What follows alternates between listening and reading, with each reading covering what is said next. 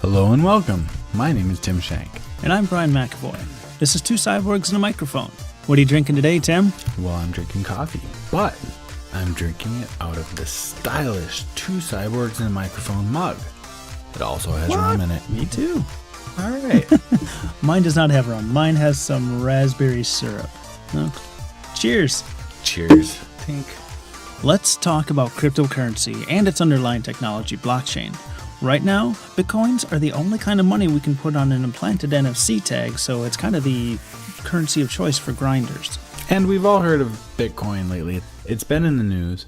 It's been named as the highest performing investment of all time in all history. So I think we've all heard of it, but it's actually not the only one that can be put on your tag. No? It's the only one that you could actually make use of from your tag, though. Why's that? Well, there's hundreds of different cryptocurrencies, Brian. They all use the same type of technology, which is blockchain, and any of them can be added to a tag. The wallet address is really just a series of numbers and digits. I think it's 20 or 30 long. Okay, so But you could keep any cryptocurrency on your tag. The question is whether other systems will accept that. Okay, so it's more of a point of sale issue than it is of what can be stored on one. It is, and that's exactly right. I mean, a store of value can be anything. I mean, if I accept Bic pens as payment, if you carry Bic pens, you can pay me for whatever I do. So it's kind of like that. It all has to do with what the vendor, what that side of the transaction is like, and what they accept. Totally a Flintstones thing where if we decided to accept seashells as currency. That is. And there's probably a seashells cryptocurrency out there. If you looked long enough, you could probably find one, because there's literally hundreds and hundreds of these different cryptocurrencies. Bitcoin's the one we all hear about. Yabba dabba doo, baby. Ethereum. There's a couple others, though, that are starting to be accepted. There's Ethereum and Ethereum clones and forks of the Ethereum chain. Litecoin is another one. But there are literally hundreds of these, maybe even thousands. So you mentioned blockchains, and that's a little out of my knowledge. What are blockchains? At a high level, blockchains are basically a distributed database. So when you're working online, you're entering transactions and things like that. You're basically just adding data to a database that then you trust somebody that manages that database to credit or debit your value that they hold in that database to other people who they also hold in that database. And then those banks or those institutions communicate with each other. So essentially, you're not actually giving that bank anything that's of value. They're holding a piece of data that says that this much value is attributed to your ID. And then they're communicating with other banks and saying, well, I'm gonna debit this person's value that's attributed to their identification, whatever that is. And then the other person on the other side, the other institution, says, okay, I'm gonna credit that to this other individual. So it's the same thing. And everyone who has a copy of this database, which is a lot of people, they all have knowledge of your transaction. Absolutely. And that's one of the myths that's out there about Bitcoin. It's not anonymous. I can't say that strongly enough. Bitcoin is not anonymous. Everything you do on the Bitcoin blockchain is available to view from any computer on the internet. So the impression I had from Bitcoin was kind of that it was this seedy black market dealings. But it sounds like when you're spending on Bitcoin, you're not just saying, hey, anonymous man, I'm giving you some Bitcoins. It sounds more like you're shouting to the entire world, hey, everyone, I'm giving Bob over here some of my Bitcoins. And the whole world takes a note of that, literally writes it down. That's very accurate, Brian. Because, instead of the difference between like these blockchains and cryptocurrencies and the banks, but Tim Shank trusts a specific credit union to manage the amount of value that supposedly I hold. So I don't have to trust any one of these institutions, because I know that with this blockchain, with Bitcoin, that there's thousands of people double checking. I don't have to trust anybody. I trust the network and the fact that there's enough people processing this to verify each transaction, to verify each, all of this stuff, that I don't need to trust a certain company to manage this data. I'm trusting the world. And does that make it kind of resistant to hacking? Because hey, if I change my copy of that and 99,000 other people go, no, you're wrong, well, fat lot of good that did me. That's exactly the value of this distributed database that is the blockchain for Bitcoin. So that's exactly the value, because any one person who tries to change it, there's 1,000 other people that are gonna be like, no, that change is invalid. Okay, my next question then, can this replace real money, like the stuff we spend every day? In some ways, it kind of has. It's shown that through proof of concept that it can. Whether that actually happens is still up for debate, because the authorities, the federal government, the banking the Institute of Banking, they hate this because you're really taking money out of their pocket. You don't have to trust that bank anymore. You don't have to pay them those percentages and those fees and whatever other ways they use to make money. They're not actually holding your money and doling it out for loans and other purposes where they make money just by holding your money. And they don't really hold money anymore. When they make a mortgage, they just say, okay, this money now exists.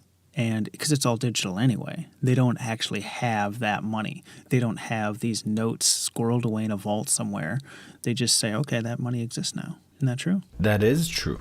Now that you're doing this in a distributed way, rather than trusting that company to manage that for you, you're trusting a number of different computers across the world to manage that for you. They're no longer able to loan those, I want to say money, but it's not really money anymore, to your point. They're not able to actually credit, to use that for loans so that they can get their percentages back or their interest back or anything like that. So you're actually taking money away from the banks by using Bitcoin, and they don't like it. The authorities have been trying to fight this since it's existed. I think I read somewhere that Satoshi Nakamoto, which is the pseudonym for the person who created Bitcoin, that he was on the world's 10 or the FBI 10 most wanted list at one point for doing this. I don't know if that's true. It might not be true. That might be a myth. There's a lot of mythology involved with all this because nobody knows who this guy is that actually did this. I can see why not. But so yeah, it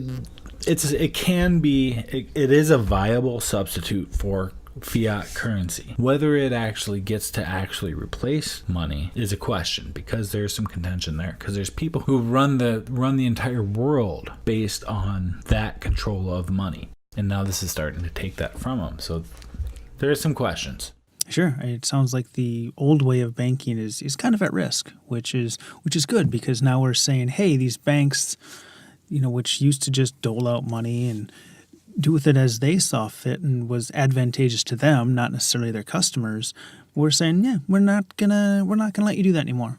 We are gonna take this into our own hands, and we're gonna keep control of the list amongst ourselves, the money havers. Right, and that's kind of exciting. Yeah. I mean, it's kind of exciting in a way, but we'll see how it all goes. One thing that people, I think, mistake: the blockchain technology that manages cryptocurrency and every other cryptocurrency there isn't only for processing transactions. Anything you can use a database for is a candidate for something that you could use a blockchain for. So while managing transactions is one and the first reason to use these blockchains, there's many other ways that this could be valuable to business, to technology, to all kinds of things.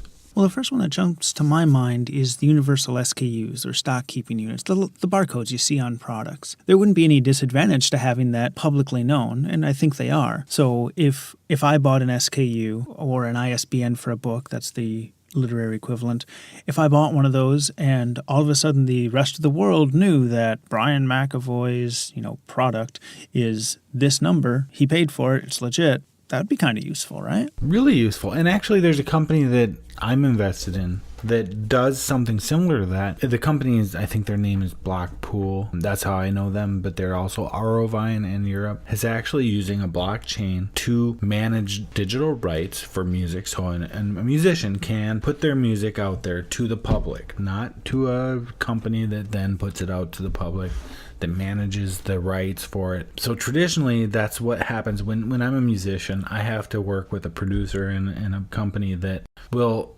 put this out to the world. With the blockchain, that musician can put it out to the world directly and be instantly credited with that. The rights to that music is managed on the blockchain. So say Brian McAvoy buys Tim Shank's song. Nah. That is...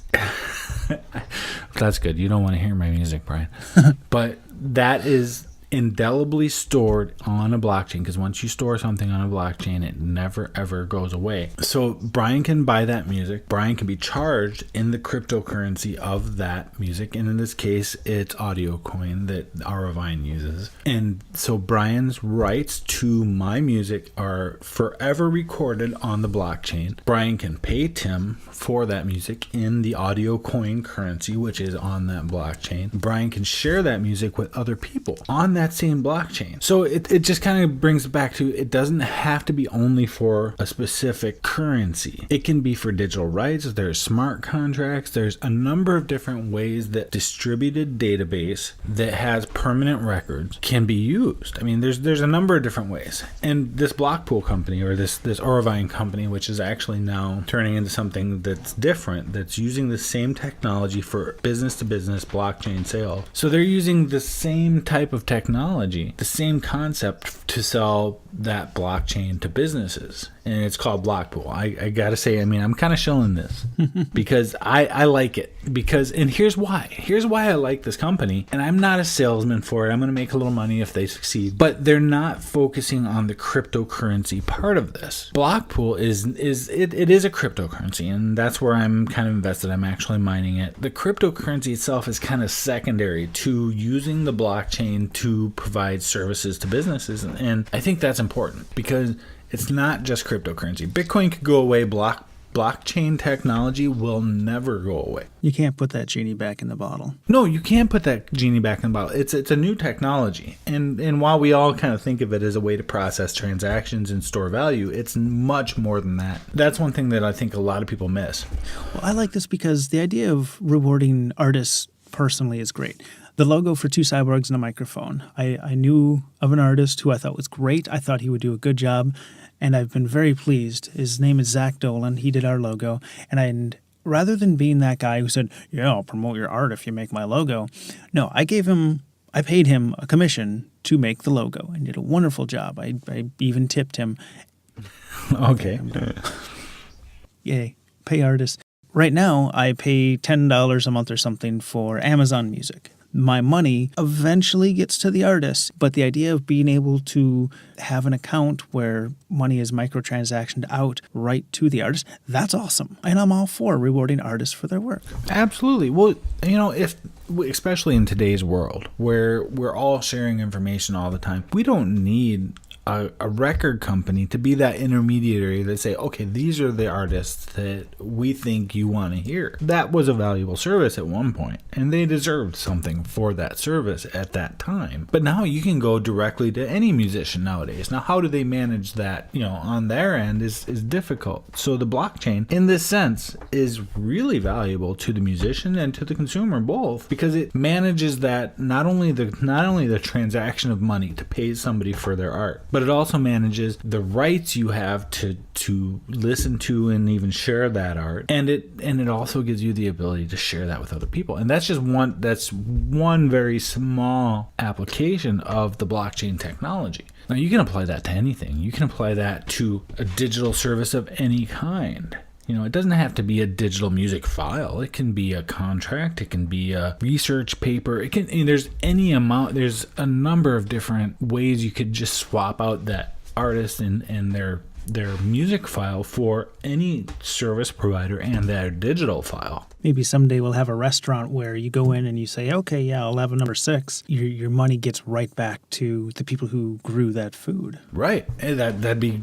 I wonder how you do that. I'm sure there's a way. Yeah. I'm sure there's a way. And I know that I've heard of instances where blockchain is tracking food sources. So this is starting to sound like my co-op. My grocery store is a co-op, and when I joined them, there was a fee for it, and now I'm a permanent member of this co-op. And it kind of sounds like that mentality of, everyone has a stake, everyone has a say in it. Yeah, and it kind of is like that. So the one thing I like about this audio coin is, and where I'm invested, is they're doing the same thing. They're trying to provide the same thing to businesses. So they're selling their blockchain or side chains. I'm not going to get into technology of it, but they're basically selling their blockchain to businesses. And as somebody who processes this currency, I will be able to to benefit. And the currency is called block pool, but it'll be both a currency and it's a way to process transactions. So as an individual, I'm now working in some ways, I'm kind of working for this blockchain provider technology. So as an individual, I can put a computer online that is actually working for this company that's selling the blockchain to business. There's just so many different ways to use this. I'm excited to be part of this block pool project. I hope they do really well. But there's so many other ways to use this currency. I mean, this currency and this technology. So are there different kinds of blockchains? There are a few. So Bitcoin is a proof of work blockchain. And the way that works is the faster you can solve crafted mathematical puzzles in combination with processing these transactions, the more rewards you get. Basically, it is what it needed to be for being the first cryptocurrency and blockchain. And that the more computational resources that you can apply to processing this blockchain, then the more money you can make, which is great for the first one. Now that we know that blockchain technology is a viable technology and way to process, we don't necessarily need to make that dependent on the amount of computational resources you can purchase and apply. Proof of work was the first, and it's still the most common, I think. Yeah, given that it's Bitcoin. Right. Since then, now that we know that blockchain technology is a viable technology and can be used for so many different things, proof of stake is faster. And let me tell you why. It is because now that we know blockchain had to be what it was, and it had to be a proof of work system to get people to apply computational resources to process these blockchains. But now that Bitcoin has proven that this is a viable way to process, to store data, to process data, now there's other different ways of doing it. The more viable ones is proof of stake. And instead of applying computational resources, you're basically applying a stake in that technology. So the people who own the most of a proof of stake coin have the most to gain from processing that blockchain. So that sounds like it's got a problem where the rich get rich and the poor get poorer. That is true. So the next iteration of that is a delegated proof of stake. So instead of actually having to own a significant portion of that currency to make money by processing that chain, now I need to have the community support. So it's a voting process. So instead of like with a proof of stake coin, if I own 25% of the total market share of that coin, I can make 25% of all of the new coins that are created on that blockchain. Instead of that, I can have the goodwill and acknowledgement of 25% of the community that owns that coin. So the delegated proof of stake, they're faster because they don't depend on an increasingly complex mathematical problem that requires a higher and higher level of computational resources to process that transaction or to process that chain. So the delegated proof of stake coins really depend on people's confidence in my ability to manage that blockchain and to process the transactions on that blockchain well. So as a person, even with 0% stake in that coin, I can own none of that coin. If I can be consistent and stable in processing that chain, then I can get the votes of the people who do own that coin, that they trust me to keep that chain stable and secure as I process it, which makes me able to process that coin to make a little money doing that. Even though I'm not connected directly to that company that owns that chain, I can be trusted enough to process that and make a little money, which adds to the decentralized concept that I am one of thousands of people or hundreds of people around the world that are processing this coin. I can be reimbursed for my investment that I need to put in to do that, even though I'm not the person who owns the most of that coin. That's the types of coins that are out there. There's proof of work, proof of stake, and now delegated proof of stake are the main types. And delegated proof of stake is by far fastest. It's by far the most decentralized and stable way to process these transactions. And I gotta say, compared to Bitcoin, I don't know if anybody's used Bitcoin, but depending on the amount of transactional load on that network, it can take hours to a day to process a single transaction on that, which is still better than the banks do. That transaction goes through in seconds. So if I send Brian McAvoy 50 block pool coins, he has them within 10 seconds and is able to spend them. And that's impressive. Yeah.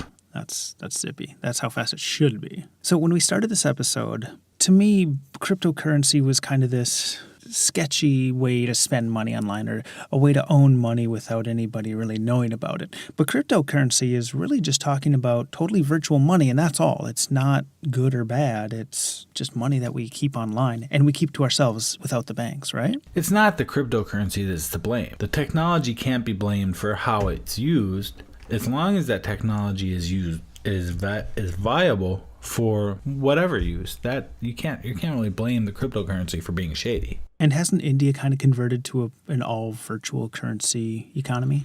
I think they're very close. They're very close. They've been doing this war on cash thing that they've really gone a long way towards adopting. China has also Japan and even Australia are coming a long way in adopting digital currencies. Makes sense. I mean, if you're in Europe and some of your paper money goes through the wash, well, too bad. Yeah, it's gone. So I think that's pretty much it, right? Yeah, I think that answered a lot of the questions I had about cryptocurrency and how it works and how they're made. Well, good. And, our listeners can always email us. I'm big into cryptocurrency. So send me some questions. My email is tim@twocyborgs.com, or you can reach me at cyborgs@twocyborgs.com. So we also have our website. You can reach both of us on there too. There's a contact form. That's twocyborgs.com. You can check out our store where you can get the swanky sweatshirt that was too hot, so warm that I had to take it off because of this passionate discussion. You can get the coffee cups. There's all kinds of cool stuff you can get at Patreon, but you got to go to twocyborgs.com. Look for the Patreon logo. You can find it under merchandise on our website. It also determines how fast we're able to afford upgrades to ourselves and our equipment. Upgrades. Yes. So this is Tim Shank. I'm wearing one of those hoodies right now. And this is Brian McAvoy. You've been listening to Two Cyborgs and a Microphone, brought to you by Two Cyborgs with Microphones. Like, follow, share, +1, and don't forget to subscribe on any of the popular podcast services, including Google Play Music, iTunes, and Stitcher. Help us move up the podcast ladder by subscribing and commenting on iTunes.